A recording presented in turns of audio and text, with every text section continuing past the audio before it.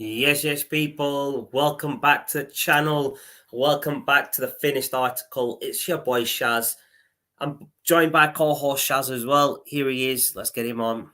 Yes, bro. How are we? Good week. Good, Alhamdulillah. How you doing, man? Hope you well. All good. Yeah, all good, man. All good. Just chilling, man. Just chilling. Just obviously here live right now on YouTube with yourself. And as everyone knows from the title, we're going to cover the semi-final of the World Cup on this World Cup 2022 show series that we've been doing. This and the one probably next week will be the last one because, as everyone knows, the World Cup is coming to an end this weekend when France and Argentina play. We'll go through the semi-finals. We'll preview the final, and the third and fourth place game. We'll give our predictions on both of them, and we'll hopefully get some comments from you, lovely people, and we'll go through those comments as well. So, where do you want to start, Shaz? Do you want to start with Argentina and Croatia? That was the first semi-final. Yeah, so we'll kick off with where it started. Messi versus Modric. No better place to start. Yep. I don't know. I mean, Croatia started well. It was a cagey first 20 minutes. Then Argentina won the penalty. Messi did what he does best, converted the penalty. And then from there on, it was kind of like a landslide because Argentina kind of just broke through the defenses. They weren't really that impressive because it was Croatia, if I'm being honest. Didn't really have to step it up past second gear. Then again, I have to say the fact that Argentina played your boy Lisandro Martinez in defense. Yeah. Big up Martinez, the 5-foot defender, outshining Van Dijk. You know it. Ooh, shots fired. Where's Ryan when you need him? Exactly. Yeah. Now Argentina did what they had to do. Croatia, unfortunately, I think ran out of steam. But yeah, good win for Croatia. Argentina. Yeah, man, you're right. It was a bit of a cagey game until Messi scored that penalty, and as you said, after that, it was just all Argentina. I don't think Croatia got themselves back into the game. Unfortunately, I wanted to see Croatia-Morocco final, but both teams didn't even make it to the final. But we're still going to see the game on Saturday for third and fourth place, so it's not all bad. No, that's true. I mean, for me, I'm really happy with the way Morocco did. We'll touch upon their game with France, but I mean, really impressed with how they performed. Did better than a lot of the other better sides out there, and did well for an Asian, an African Muslim country. So it was good to see them really well, mashallah. But I mean, going back to the Argentina game, I think the Argentinians had too much for Croatia. Messi ran the show. Their third goal was Messi just doing a bit of sublime magic. Messi just doing Messi things, innit, bro? That's all you can really say on that. Exactly. Yeah. I mean, I don't really have too much to say on that. Over to you. I mean, were you happy with Martinez starting for Argentina? I'm always happy with Martinez starting over Otamendi. For me, he has been the breakout star of the year, not just from a World Cup perspective, but from how he's performed for Man United. Simply how he struggled, and his first couple of games were a bit iffy, as we all know. But like I said, it's Brentford. You mean the Brentford game, don't you? There was a reason why they called him the Butcher of Amsterdam, because he literally is that good, and I think we're finally seeing it. And as I mentioned to Shaz and Nav the other day, Man United's best two centre-back pairing are about to face off in a World Cup final. So there you go. You got Martinez taking for Argentina going against Rafael Varane. Yeah. That's going to be. I mean, we'll talk about the final later, obviously, but it's going to be an interesting one. That. Absolutely. I don't think Argentina were that impressive this World Cup from start to finish. I mean, the first game they lost to Saudi Arabia, and I think the games that they haven't really played any big teams, have they? No, that's what I mean. So they've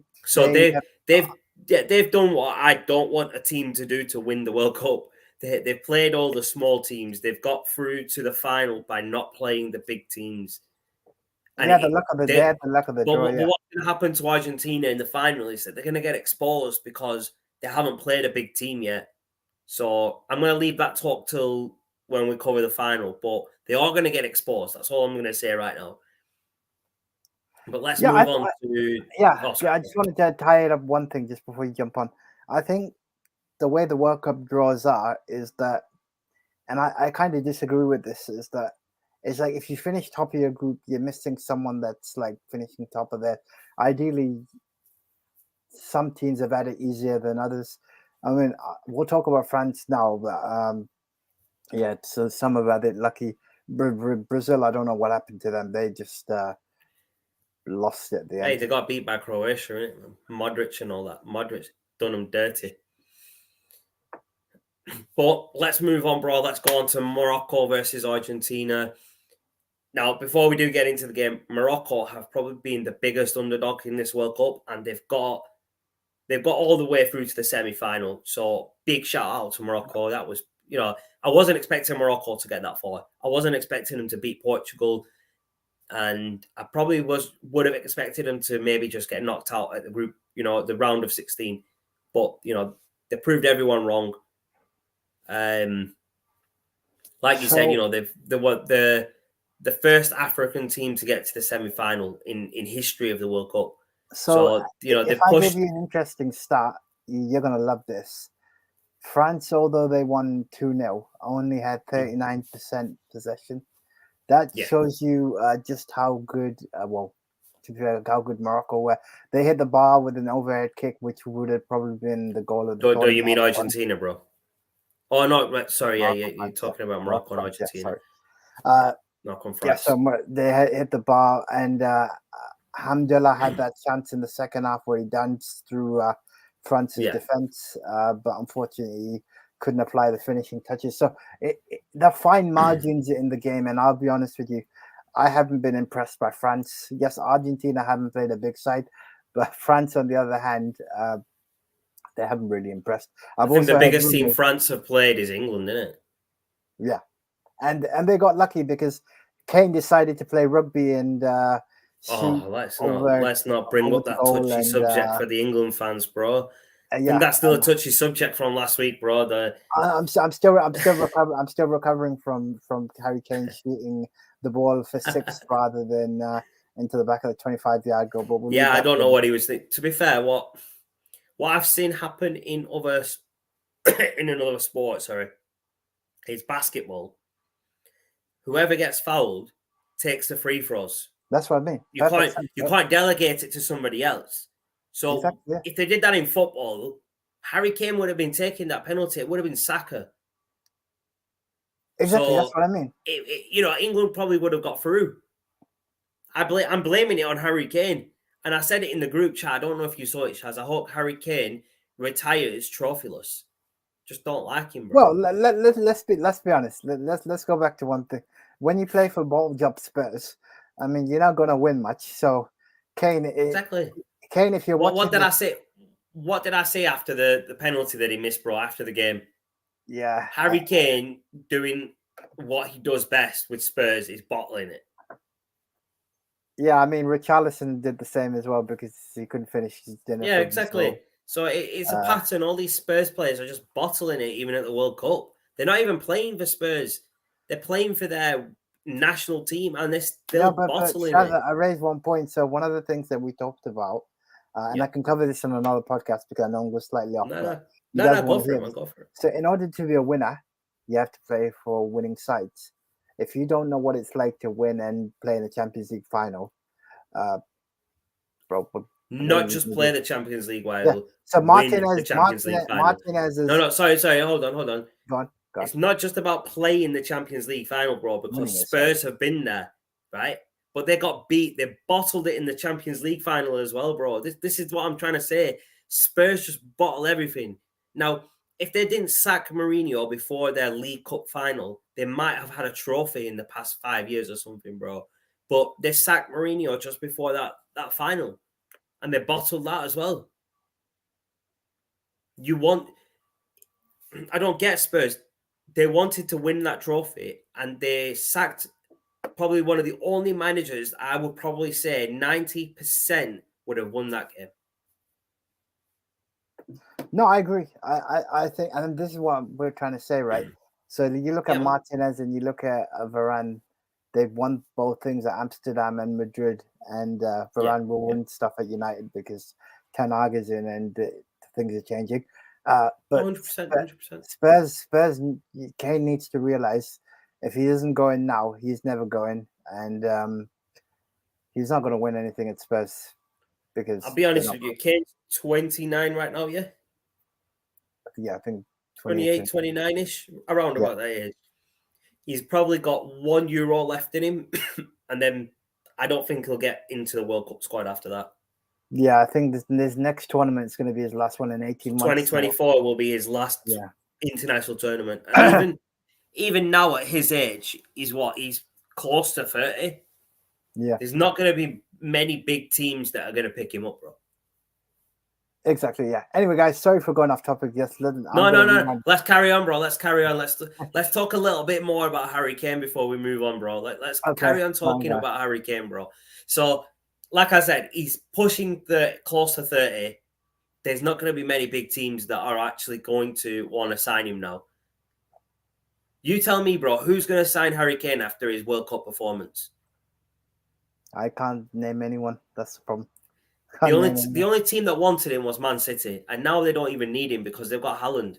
So they don't even need him. Oh, man. So, I mean, if he wanted to leave Spurs to win trophies, his best option was Man City. Was it in summer? Yeah, in the summer, yeah. Yeah, and I'm just going to go out and say it, bro. He bottled his transfer to Man City as well. Yeah, because he bottled it, bro. He didn't put a transfer request in. So he was being too nice. He bottled it, bro. He did what Spurs do best, and that's why he's so good at Spurs, because he does exactly what Spurs do. Bottle it, bro. That's all he's known for. He bottled the game against France, that penalty. He bottled the Euro 2020 penalty shootout. I know he scored his penalty, but he should have been taking maybe the third or fourth or fifth penalty, because he had players that were taking those penalties like Saka and Sancho and even Rashford that are younger than him. He should have let them take the first few penalties to take the pressure off them. And he should have taken probably penalty number 3 or 4, which is probably one of the highest pressurized penalties, especially if everyone's scoring to that point. Yeah, no doubt. But then again, Spurs doing what they do best. Harry Kane, if he didn't need a kick up the backside, he's probably got one now. But it'd be interesting to see how the season goes. We'll have to see once the Premier League kicks off next week. That's another thing, bro. The Premier League's kicking off in a couple of weeks, about a week now, isn't it? 26, so 10 days. 26, so yeah, not this weekend, just after the weekend. So before we move on to obviously carrying on talking about France and Morocco, because we haven't finished that topic yet, we are going to continue the podcast from the World Cup after going through to the Premier League and Champions League and whatnot.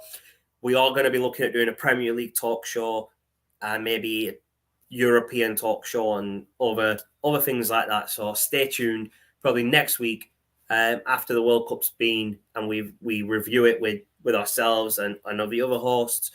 We probably will, there'll be more news on what we're going to be doing going forward into the Premier League. It's probably not going to start until probably after Christmas, in all honesty, after Boxing Day. So keep your eyes peeled for that. Keep yourself tuned into the channel, and we definitely will have some content to cover the rest of the season.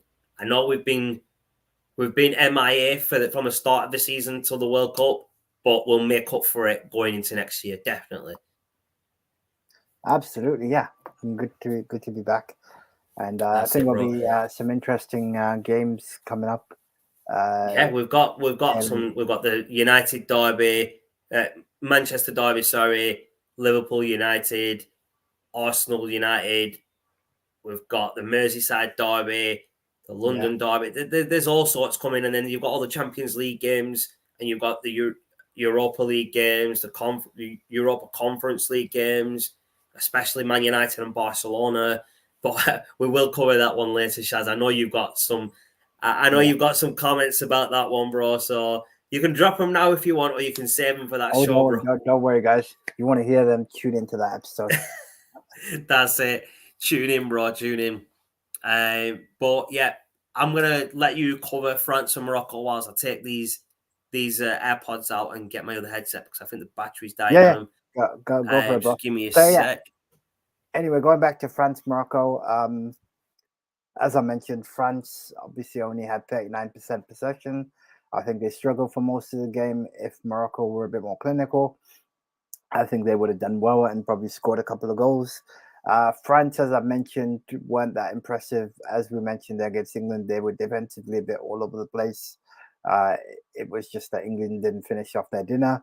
But I mean, Varane, I think, has come back into it. He's literally, because he's come off an injury with United. Good to see him back in form, doing well, because he's a proven World Cup winner. And then other notable performances, obviously, you've got to say, is that France seeming to do the impossible and win games when they played badly. And this is what a lot of other sides could learn from. Even if you're playing badly, learn to grind out a result. I mean, I'll be honest with you. I know this is slightly off tangent, but the fact that Morocco got to the semi-finals, they actually did well because they actually stuck to their game plan. Against France, I think the first goal they conceded, they were a bit too excited and a bit disorganized at the start. But you know what? Kudos to them for doing well and putting a lot of other teams to shame. But yeah, those are my thoughts. Over to you, Shaz, if you Yeah, no, definitely. So yeah, I got my other headset on. I think those ones were dying. The battery must have been low. But yeah, moving on. France versus Morocco. Like I said before, Morocco was the underdog here, definitely. I was rooting for Morocco to go through to the final against Argentina at this point. When this game was starting, I would have wanted Morocco to then go on and win it. Mainly just because I don't want to see Messi lift a World Cup trophy. And I'm going to say it. I've got an agenda against Messi. I just don't want to see him win a World Cup and Ronaldo not win one. It's because I'm a Ronaldo fan. You just never hear the end of it from the Messi fans, and the debate of who's the best people will say it's Messi because of the World Cup, which even if he does win it, I still disagree. He's not better than Ronaldo. But I'm going to probably leave that for a whole nother video because we've been planning a video where we're going to talk about the Ronaldo versus Messi debate. We're trying to get all the hosts on, so me, Shaz, Nav, Rich, and maybe if Adam's due back on the show as well. And we'll get some guests on. We'll get as many guests as we can, and we'll definitely talk about Ronaldo versus Messi because it's a big topic that everyone wants to talk about. But moving forward, I was very disappointed that Morocco didn't win, especially with that overhead kick. I was so gutted that didn't go in because that would have been probably the goal that got them level. Yeah, and it would have been such a good goal to score at that point of the game. It was just one of those goals that would have probably been the goal of the World Cup if it had gone in. But then if you think about it, I've heard people say if it was a couple of inches this way, it would have been in, yeah? But then if you look at it the other way, a couple of inches the other way, it would have completely missed. So no one ever sees it that way. A couple of inches this way, it would have been in, but no one ever sees it the other way, a couple of inches the other way, and it would have completely missed. But yeah, I wanted Morocco to win 100%. I was really gutted that France beat them, to be fair. But France are defending champions. They've got themselves to the final. Can they defend the trophy? It's down to France. I mean, the pressure right now, for me, is on France. There's no pressure on Argentina because they're not defending champions. France will have more pressure. Can I disagree with you on that? So, Mbappe, I was thinking about this the other day. Mbappe is, how old is Mbappe? What, 22? 21, 22, yeah. He's already won a World Cup, and he's about to almost win. He won it when he was about 18, 19 or something. Yeah, that's what I mean. Yeah. He's won it at 18. He's about to win it again even before he turns 25. I mean, if that doesn't tell Kane he needs to retire, I mean, I don't know what it will be. Kane. The thing is, though, with Mbappe and France, he's got He's got better players around him than Harry Kane does at England. Let's be honest. Yeah.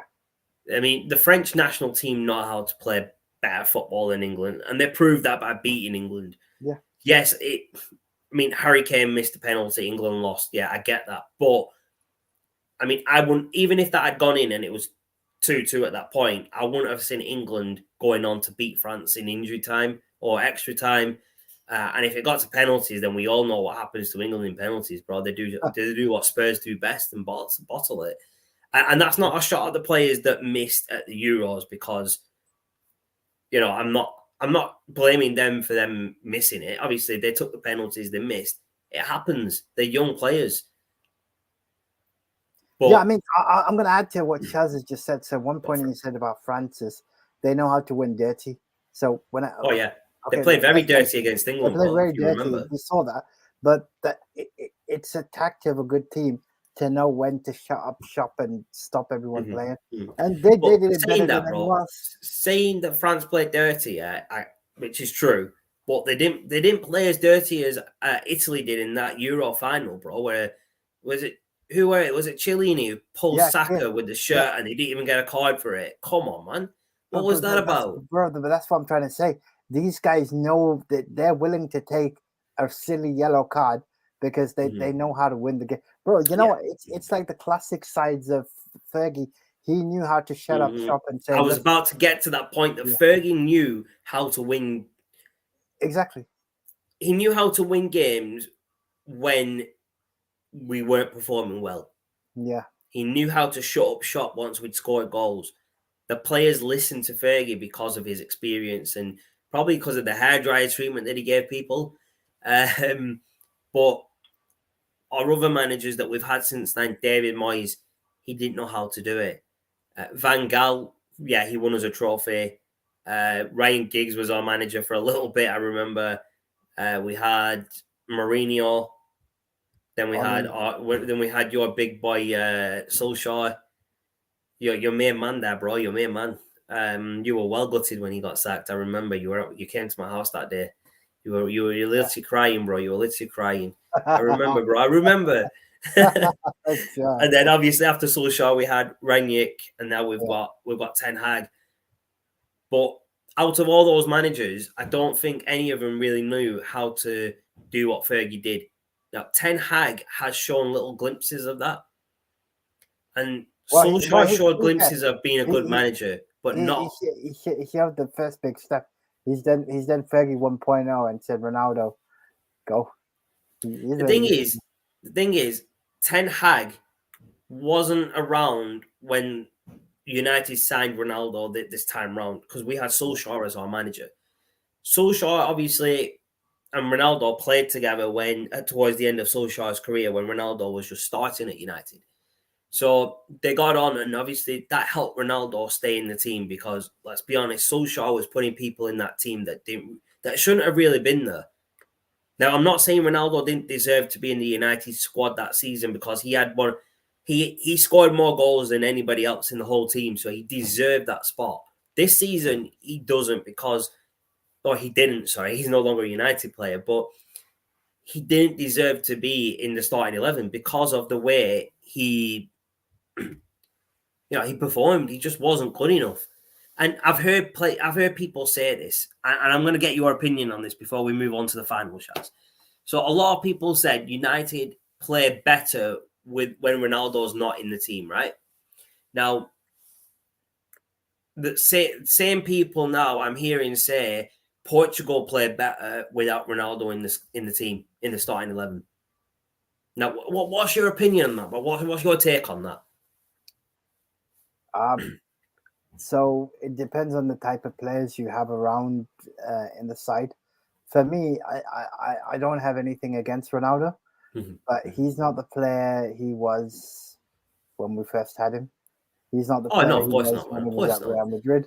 He's 37, 38, bro. He's lost his pace. He's lost a step of his game. He's had games where moments of brilliance. Villarreal, we saw that. Atlanta, we were there. We were there in the stadium, bro. We were there. That game, bro. Ronaldo played like like he was about a 25-year-old. I remember that game, bro, because we were at Old Trafford that day. He lives for the Champions League, which is which is why he's left United, because he wants to sign for a team that's in the Champions League. Exactly, but we'll get onto that later. We'll talk about Ronaldo and his club situation probably after the World Cup. That'll probably be one of the first videos we do get out.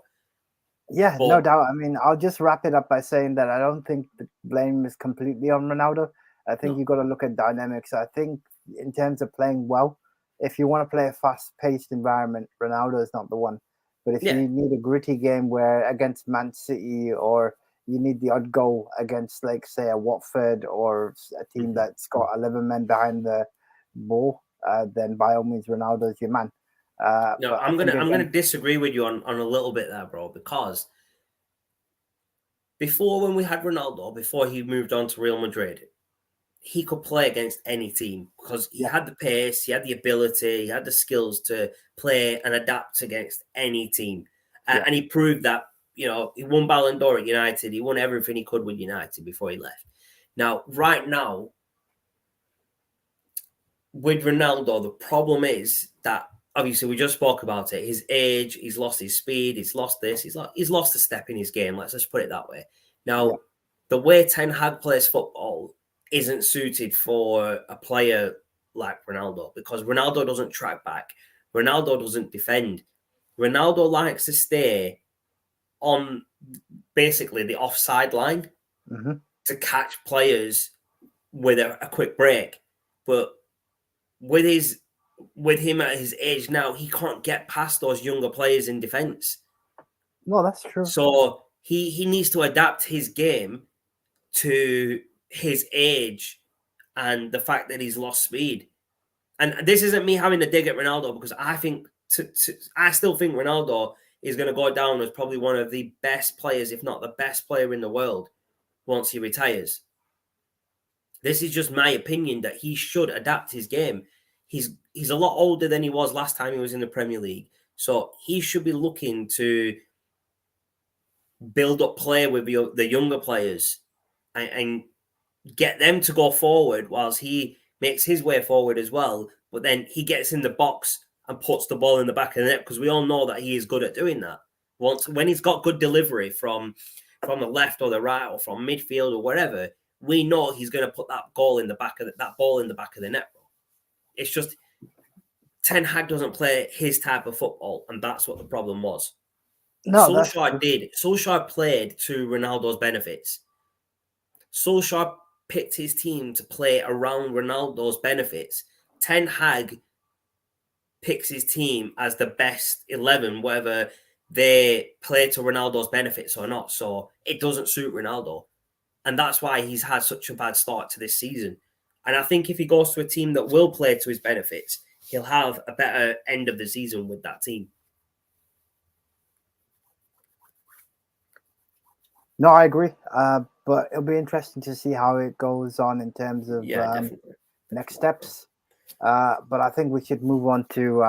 let's get on to the World Cup final, bro. Not even the final. We're going to go to third and fourth place first. Okay, Morocco versus Croatia, Saturday. I think it's a 3 p.m. kickoff tomorrow. Yes, tomorrow. The World Cup finals are 3 p.m. kickoff as well. So tomorrow, Morocco, Croatia... I'm just going to drop it, bro. I want Morocco to win this. I want Morocco to at least... So this game is a rerun of the first game of the World Cup that these two guys played. They were in the same groups. I would agree with Shaz. I'm going to go Morocco. I'm going to go Morocco with a 1-0 win. I'm probably going to go 2-1, because I know Croatia are going to be looking to go out there and score. So I'm going to go 2-1 in this one. And I've got a feeling Modric will score for Croatia. Yeah, no, but we're both back in Morocco, and I think it'll be a perfect way for them to end the tournament. They've had a good tournament. Croatia, I think they've had glimpses of good form, but age has caught up with them. Modric, this will be his last World Cup anyway. I think we spoke about it in a previous video that the Croatian squad is and their average age is probably over 30. Which is never really good for a squad, because that means most of your players are towards the end of their, probably not just their international career, but their playing career as a whole. So, I mean, this was their last World Cup. No doubt, yeah. Most Absolutely. of them won't be in the next World Cup. Modric won't be. Perisic probably won't be. And a couple of the others won't be either. Yeah, no, agree. I think... And the reason I'm going to go with Morocco is because they've got their team is very well disciplined.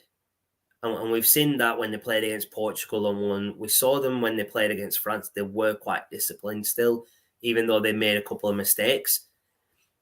But yeah, as we both said, Morocco, bro. Morocco are definitely gonna.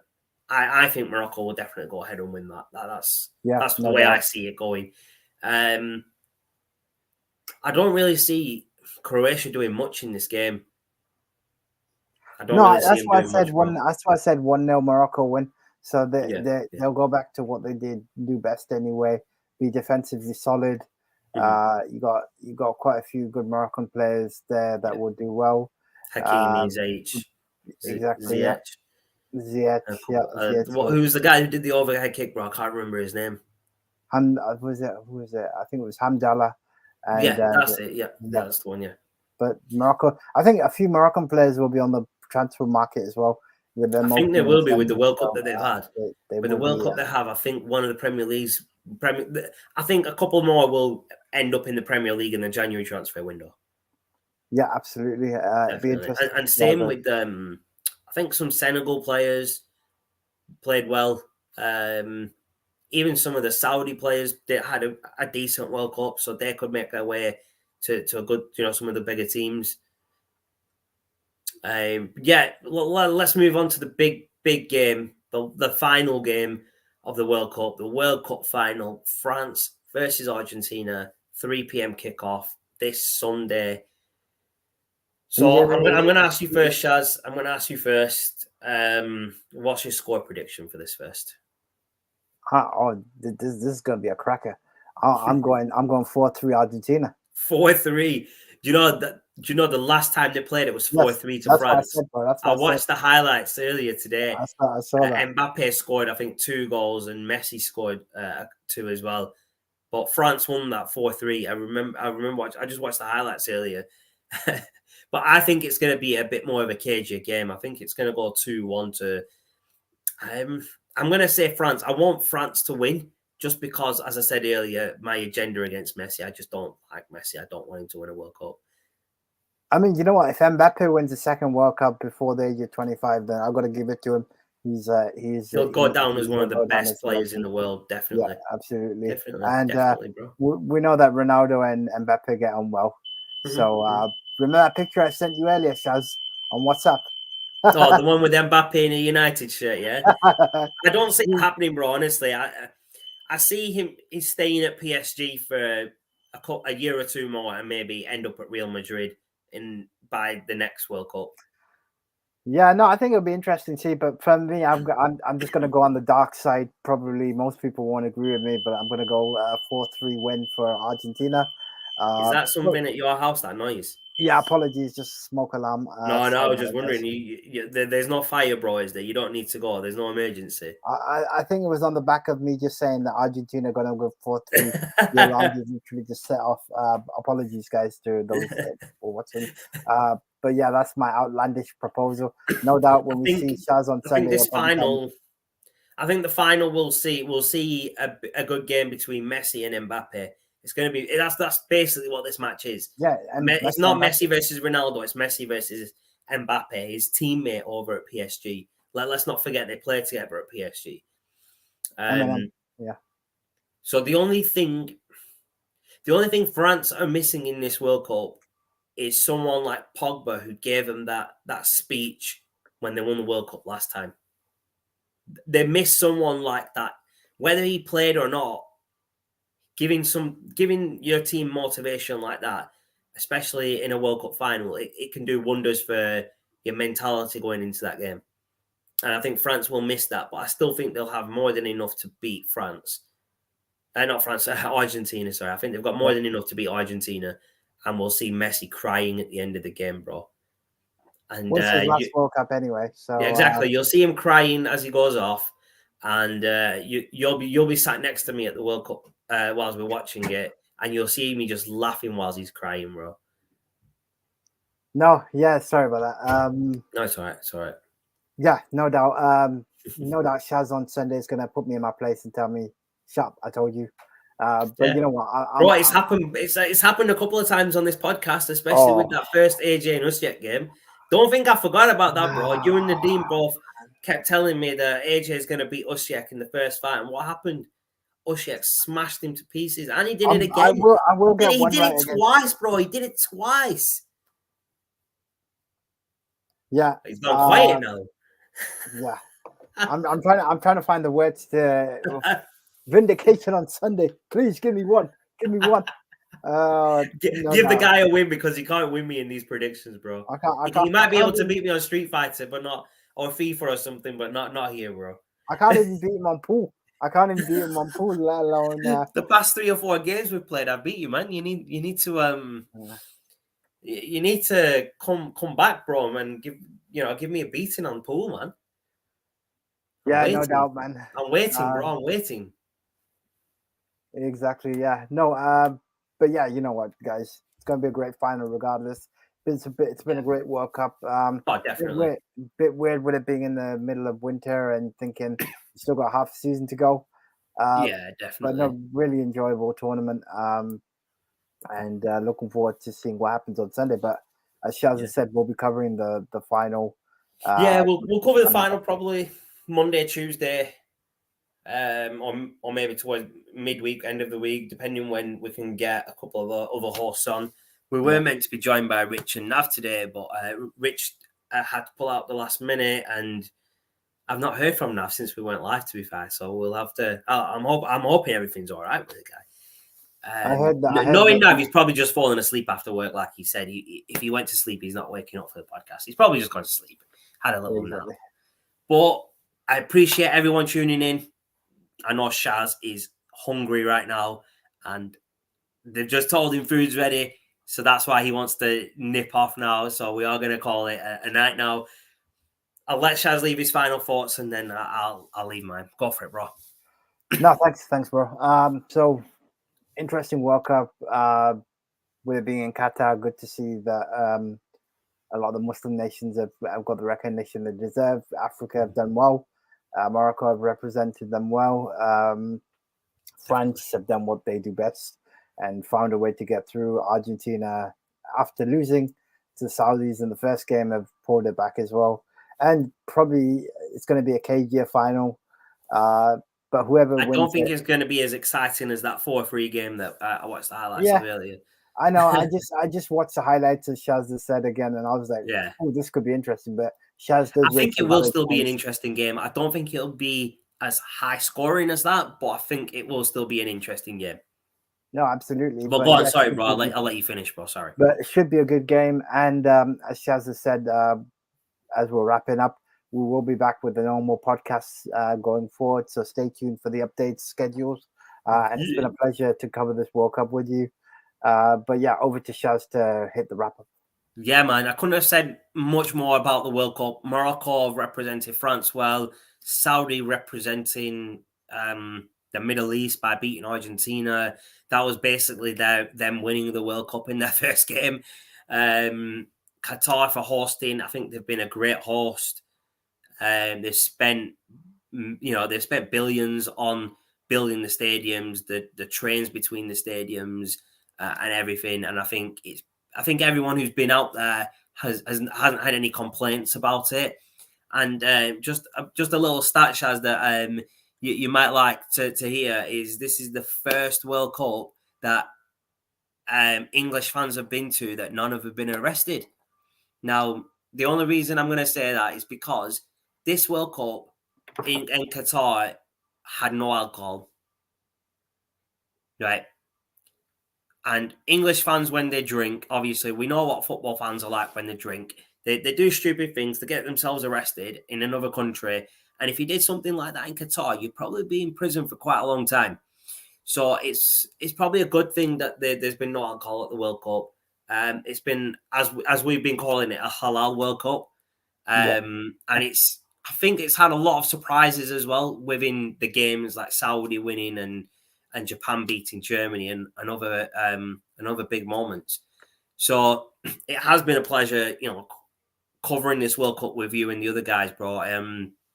But as we said earlier, we are going to be moving forward with Premier League talk, Champions League talk, and stuff like that. We're going to be bringing a couple of the shows back that we had previously before we stop doing the shows, basically. We'll get a schedule out with the rest of the guys, and we will post, obviously, the videos that the streams that we're going to do. They will always go up a couple of days before, so you know that we're going to be coming live, so you can hit the notification button so you get a bell notification when we do go live. Or obviously subscribe to the channel so you can always see, the latest videos. And again, smash the like button on the videos. Leave your comments even after we've gone live. We will try and respond as much as we can. But yeah, it's been great hosting, these shows with Shaz, Nav, Rich, and Adam, and I hope it continues going forward with the rest of the shows that we're going to be doing. But appreciate everyone tuning in. It's just hit just over the 40-minute mark, so we are going to head off now, and we will be back next week with the final World Cup show. And we'll obviously give you more details about the Premier League and Champions League shows at that time, at the end of that show. So if you want to know more about it, tune into the next video, and we will definitely let you know, when we're going to be going live for the next video after that and going forward. So I appreciate everyone tuning in, and peace out.